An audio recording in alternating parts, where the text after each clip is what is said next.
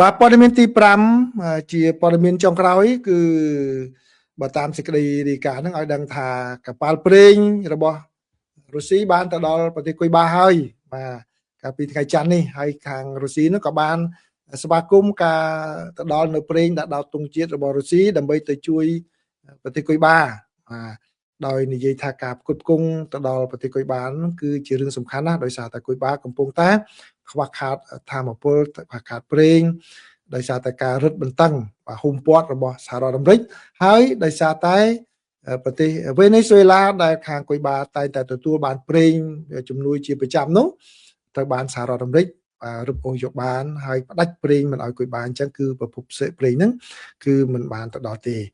អ្នកនាំពាក្យវិមានក្រំឡាំងគឺលោក Dmitry Peskov បាននិយាយថាគឺ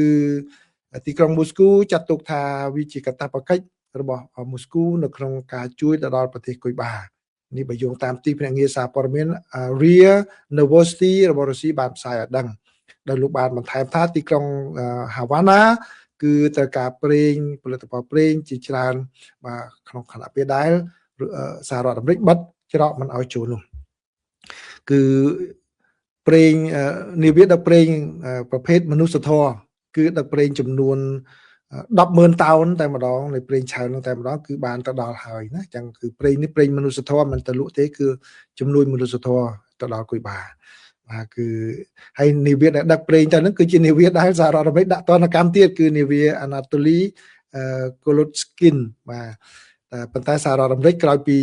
លោកប្រធានាធិបតី Donald Trump លោកបានថ្លែងថាលោកអត់មានប្រកែប្រកាន់អីទេ no problem លោកថា no problem បាទបើសិនជានាវាដឹកប្រេងរបស់រុស្ស៊ីចង់ចូលក៏អញ្ជើញចូលបាទលោកបានបន្ធូរបន្ថយអញ្ចឹងដែរបាទលោកបានថ្លែងប្រាប់អ្នកសារព័ត៌មាននៅលើយន្តហោះ Air Force One កាលពីថ្ងៃអាទិត្យម្សិលមិញថាបាទប្រទេសណាក៏ដោយលោកថាប្រទេសណាក៏ដោយប្រសិនបើចង់បញ្ជូនប្រេងទៅឲ្យគុយបាឥឡូវហ្នឹង